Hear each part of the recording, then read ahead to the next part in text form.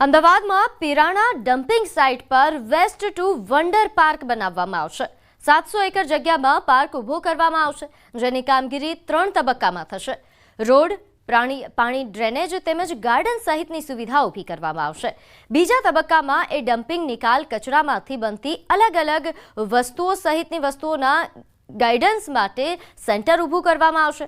ત્રીજા તબક્કામાં methane gas production એ biodiversity park ભવિષ્યમાં આવનાર પ્લાન્ટ માટે પ્લોટિંગ અને ગાર્ડનિંગ સહિતની સુવિધા ઊભી કરવામાં આવશે।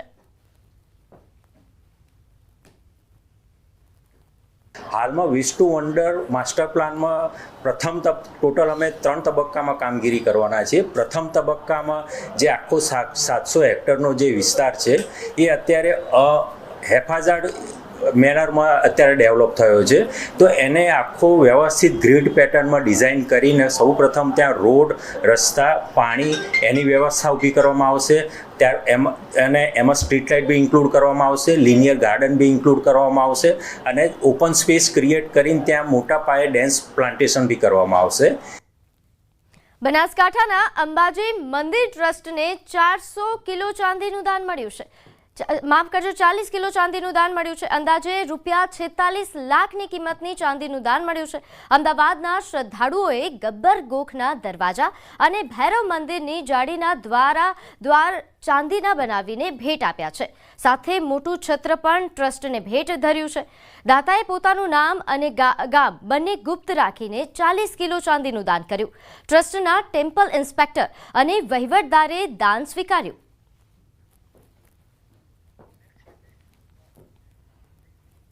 પરંપરાગત આદિવાસી સંસ્કૃતિને આજની પેઢી સાથે જોડી રાખવા માટેનો નવતર પ્રયોગ દાહોદવાસીઓને આદિવાસી સંગ્રહાલય સમર્પિત કરાયું છે।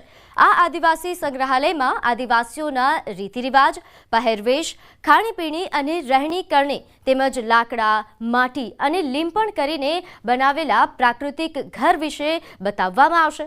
આદિવાસી સંગ્રહાલયના બાંધકામની શરૂઆત વર્ષ 2022માં કરવામાં આવી હતી, જેનું વર્ષ 2025માં વડાપ્રધાન નરેન્દ્ર મોદી દ્વારા વર્ચ્યુઅલી લોકાર્પણ કરવામાં આવ્યું હતું। આ સંગ્રહાલય બનાવવા પાછળ 16.65 કરોડનો ખર્ચ થયો છે। આ સંગ્રહાલયમાં આદિવાસી લોકજીવનની ઝાંખી જોવા મળી રહી છે। આ સંગ્રહાલય થકી આજની પેઢીને બતાવાયું છે કે પહેલા લોકોની જીવનશૈલી કેવી હતી। આ સંગ્રહાલય એ દાહોદ જિલ્લાને નવી ઓળખ આપશે। અમે જે ટ્રાઇબલ મ્યુઝિયમ છે એની મુલાકાત લીધી છે, એની અંદર અમને સંપૂર્ણ જે દાહોદ જિલ્લો છે અને આજુબાજુનો વિસ્તાર છે ત્યાંની જે આદિવાસી સંસ્કૃતિ છે એના દર્શન થાય છે અને સરસ મજાની પ્રતિકૃતિઓ મૂકેલી છે। ઉપરાંત જૂના સમયની અંદર જે અહીંના વિસ્તારના લોકો કઈ રીતે રહેતા હતા એની પ્રતિકૃતિઓ મૂકેલી છે। એમની રહેણી કહેણી કઈ રીતની હતી, એ ઉપરાંત કે લોકો રસોઈ કઈ રીતે કરતા, એમના ઢોર ઢાંકર કઈ રીતે બાંધતા। દાહોદ જિલ્લાવાસીઓ માટે ખુશીની બાબત છે અને દાહોદ જિલ્લાની અંદર સૌથી વધારે વસનારી જાતિ એ આદિવાસી જાતિ છે। એમને પણ એક ગર્વ થઈ રહ્યો છે કે ખરેખર અમારા પૂર્વજો, અમારા વડવાઓ જે અમે રહેણી કહેણી અને અમારી સંસ્કૃતિ હતી એ સંસ્કૃતિ આજે અહીંયા ટ્રાઇબલ મ્યુઝિયમની અંદર મૂકવામાં આવી છે અને એ સંસ્કૃતિને દાહોદ જિલ્લાની ભારતભરમાં તમામ લોકો અહીંયા નિહાળવા આવી રહ્યા છે।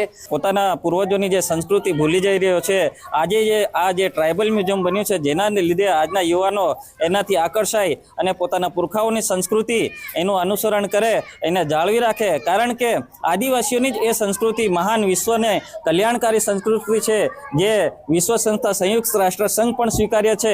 આજના સમયમાં જ્યારે આ એસી નો ઉપયોગ કરે છે, લોકો ટેકનોલોજીનો ઉપયોગ કરે છે, અતિશય ગરમી છે, ત્યારે હું એક સંદેશ કહેવા માંગીશ લોકોને કે આજના સમયમાં પણ આપણે ગામડા તરફ થોડું વળવું જોઈએ અને ગામડાની જે સંસ્કૃતિ છે, જૂના ઘરો છે એને જાળવી રાખવું છે। જૂના સમયનું જે બાંધકામ છે, જૂના સમયની જે રહેણી કહેણી છે એ વૈજ્ઞાનિક નીતિને આધારિત હતી એમ હું અત્યારે કહી શકીશ। આજની પેઢીને આદિવાસી સંસ્કૃતિના પૌરાણિક જે કહી શકાય કે રહેણી કહેણી, રીતિ રિવાજ સહિતના જે સંસ્કૃતિથી વાકેફ કરાવતું એટલે કે આદિવાસી સંગ્રહાલય દાહોદ ખાતે ઓપનિંગ કરવામાં આવી છે। પૌરાણિક રીતે જે આદિવાસી સમાજના લોકો કઈ રીતે અહીંયા રહેતા હતા, તેઓને રીતિ રિવાજ કયું હતું સહિત।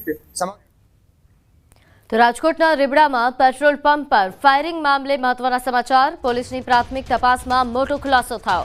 ફાયરિંગ કરનારાઓ રાજકોટના રૈયા સર્કલ સુધી દેખાયા।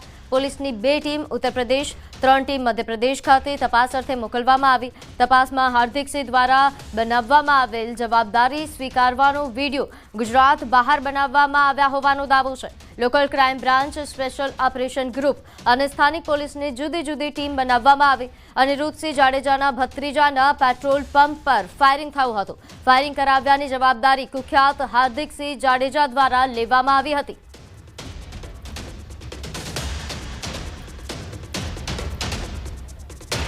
જેને લઈને વધુ વિગત સાથે આપણી સાથે સંવાદદાતા અંકિત જોડાઈ ગયા છે. અંકિત, આ મામલે શું વધુ અપડેટ? ચોક્કસ ખાસ કરીને વાત કરવામાં આવે તો રાજકોટ ગોંડલ હાઈવે ઉપર આવેલા રીબડા ગામ ખાતે 2 દિવસ પૂર્વે પેટ્રોલ પંપ ઉપર રાત્રિના 1 વાગ્યાના અરસામાં એક રાઉન્ડ છે તે ફાયરિંગ થયું હોવાનો બનાવ છે તે સામે આવ્યો હતો. સમગ્ર મામલે 2 અજાણ્યા શખ્સો વિરુદ્ધ બીએનએસની કલમ 109 સહિતની કલમો અંતર્ગત ગોંડલ તાલુકા પોલીસ સ્ટેશન ખાતે જે ફિલરમેન છે કે જે પેટ્રોલ પંપ ખાતે કામકાજ કરતો હતો તેના દ્વારા ફરિયાદ છે તે નોંધાવવામાં આવી હતી. ત્યારબાદ જે સ્થાનિક પોલીસ છે તેમજ લોકલ ક્રાઇમ બ્રાન્ચ છે, સ્પેશિયલ ઓપરેશન ગ્રુપ છે, તેમના દ્વારા જે બંને જે બુકાનીધારી શખ્સો છે તેમને ટ્રેસ કરવાની કામગીરી કરવામાં આવી રહી હતી. ત્યારે તેઓ રીબડાથી રાજકોટના રૈયા સર્કલ સુધી આવ્યા હોવાનું છે તે સીસીટીવીમાં સ્પષ્ટ થયું છે. જોકે રૈયા સર્કલ બાદ તેઓ ક્યાં નાસી ગયા છે તે બાબતે હાલ અત્યારે પોલીસ દ્વારા શોધખોળ હાથ ધરવામાં આવી છે. બીજી તરફ જે પ્રમાણે પોલીસ સૂત્રો તરફથી માહિતી મળી છે તે મુજબ 2 ટીમ ઉત્તર પ્રદેશ મોકલવામાં આવી છે, જ્યારે કે 3 જેટલી ટીમ છે તેને મધ્યપ્રદેશ ખાતે મોકલવામાં આવી છે. પોલીસની પ્રાથમિક તપાસમાં હાર્દિકસિંહ જાડેજા દ્વારા જે ફાયરિંગ કરવા બાબતની જે જવાબદારી પોતે સ્વીકારી છે અને પોતાનો જે વિડીયો છે તે પોતાના ઇન્સ્ટાગ્રામ આઈડી ઉપર જે શેર કરવામાં આવ્યો છે તે રાજ્યની બહાર બનાવવામાં આવ્યો હોય અને રાજ્ય બહારથી જ અપલોડ કરવામાં આવ્યો હોવાની પોલીસ દ્વારા. બિલકુલ, આભાર માહિતી આપવા બદલ.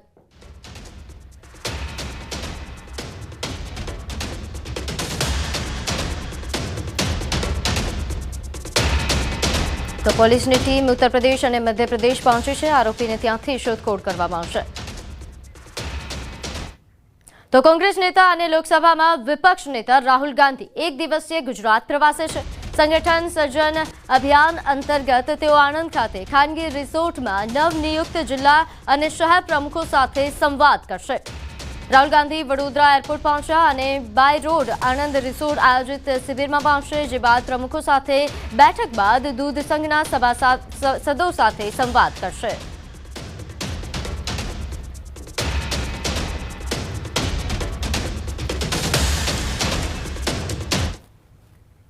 તો આજે કારગિલ વિજય દિવસની પીએમ મોદીએ દેશવાસીઓને શુભેચ્છાઓ પાઠવી. પીએમ મોદીએ ટ્વીટ કરતા લખ્યું કે આ અવસર આપણને ભારત માતાના તે બહાદુર સપૂતોની અજોડ હિંમત અને બહાદુરીની યાદ અપાવે છે, જેમણે દેશના સ્વાભિમાનની રક્ષા માટે પોતાનું જીવન સમર્પિત કર્યું. પોતાની માતૃભૂમિ માટે મરવાનો અને તેમનો જુસ્સો એ દરેક પેઢીને પ્રેરણા આપતો રહેશે. તો આજે કારગિલ વિજય દિવસની ઉજવણી થઈ રહી છે. નોંધે છે કે આજે વહેલી સવારે તમામ એ બહાદુર સૈનિકોને શ્રદ્ધાંજલિ પણ અર્પણ કરવામાં આવી અને ત્યારે પીએમ મોદીએ પણ દેશવાસીઓને શુભેચ્છાઓ પાઠવી છે. પીએમ મોદીએ ટ્વીટ કરીને લખ્યું કે આ અવસર એ આપણને ભારત માતાના તે બહાદુર સપૂતોની અજોડ અને હિંમત બહાદુરીની યાદ અપાવે.